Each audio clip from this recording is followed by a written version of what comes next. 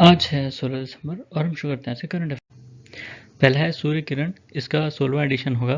Surya Kiran India और नेपाल के बीच में होता है, एक मिलिट्री एक्सरसाइज है, इस बार नेपाल में होगी।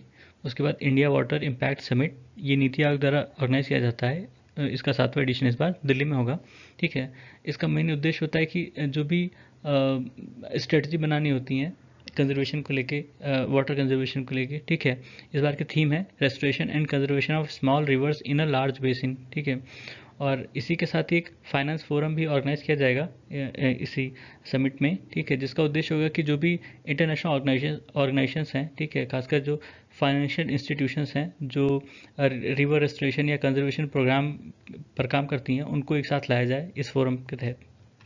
फिर अग्नि फिफ्थ जो है वो surface to surface nuclear capable ballistic missile है, और ये इंडिया की सबसे लंबी रेंज की बैलिस्टिक मिसाइल है। इसकी रेंज 5000 किलोमीटर से ज़्यादा है, और इसको DRDO ने बनाया। ठीक है, बैलिस्टिक मिसाइल और क्रूज मिसाइल के बीच में अंतर ये है कि बैलिस्टिक मिसाइल पैराबोला पाथ पर जाके अपने टारगेट को डिस्ट्रॉय करती है, और जो क्रूज मिसाइल्स होती हैं वो टोपोग्राफी के पैरेलल में जाती हैं। ठीक है, उसके बाद जो गोंड कम्युनिटी है यूपी में, उनको SC कैटेगरी से ST कैटेगरी में डाला गया है। पहले वो शेड्यूल कास्ट में कैटेगरी में थे, अब उनको शेड्यूल ट्राइब कैटेगरी में डाला गया है। ये 4 जिलों में है वहाँ पर, संत कबीर नगर, संत रविदास नगर, कुशीनगर, चंदौली। ठीक है, जो आर्टिकल 342 है कॉन्स्टिट्यूशन में, वो मेंशन करता है कि जो प्रेसिडेंट हैं वो एक नोटिफिकेशन के जरिए बता सकते हैं कि किसको इस ST लिस्ट में डाला गया या निकाला जाए।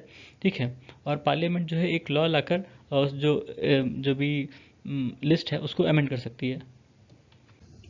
फिर है यूथ को लैब, इसका 5वां एडिशन लॉन्च किया गया।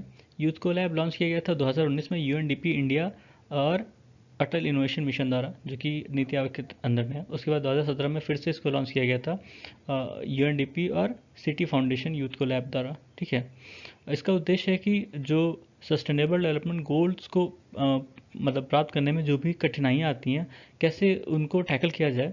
ठीक है, कैसे उसके लिए इनोवेटिव सोल्यूशन लाए जाएँ। उसके बाद स्वदेश दर्शन स्कीम, ये 2014 में लॉन्च की गई थी मिनिस्ट्री ऑफ टूरिज्म द्वारा। इसका उद्देश्य था कि जो टूरिज्म का इंफ्रास्ट्रक्चर है उसको कैसे डेवलप किया जाए, मतलब जो जितने भी टूरिज्म डेस्टिनेशन एंड है उनको वर्ल्ड क्लास टूरिस्ट डेस्टिनेशन बनाया जाए।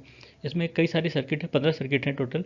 ठीक है, जैसे Himalayan circuit, north east circuit, Krishna circuit, Buddhist circuit, desert circuit, tribal circuit, eco circuit. ठीक है, ऐसे कई 15 सर्किट्स हैं। फिर अभी स्वदेश दर्शन 2.0 भी लॉन्च किया गया। इसका उद्देश्य था कि जो टूरिज़्म है उसको कैसे सस्टेनेबल बनाया जाए, और जो डेस्टिनेशन है उनको उनके वहाँ इंफ्रास्ट्रक्चर और सर्विसेज को कैसे इम्प्रूव किया जाए। इसमें कई सारी थीम्स आइडेंटिफाइड की गई हैं, जैसे culture and heritage, adventure tourism, eco tourism, wellness tourism, MICE tourism, rural tourism, beach tourism, cruises जिसमें ओशन और इनलैंड दोनों हैं।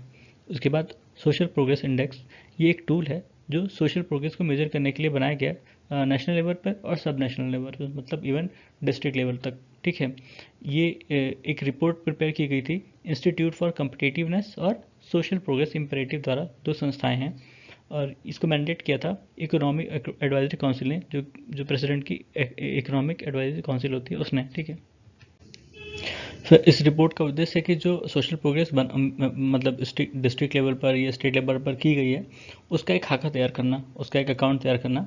ठीक है, और ये जो मतलब SPI है, इसने परफॉर्मेंस को 3 डायमेंशन में नापा है, और उन 3 डायमेंशन के 4 कंपोनेंट हैं सबके। ठीक है, जो 3 डायमेंशन है वो basic human needs, foundation of wellbeing और अपॉर्चुनिटी। बेसिक ह्यूमन नीड्स में nutrition, medical care, water, sanitation, personal safety, shelter, ये सब आते हैं। ठीक है, फाउंडेशन ऑफ वेलबींग में knowledge, access to information, communication, health and wellness, environment quality, और अपॉर्चुनिटी में personal rights, personal freedom, choices, inclusiveness. ठीक है, एक्सेस टू एडवांस एजुकेशन, ये सब है।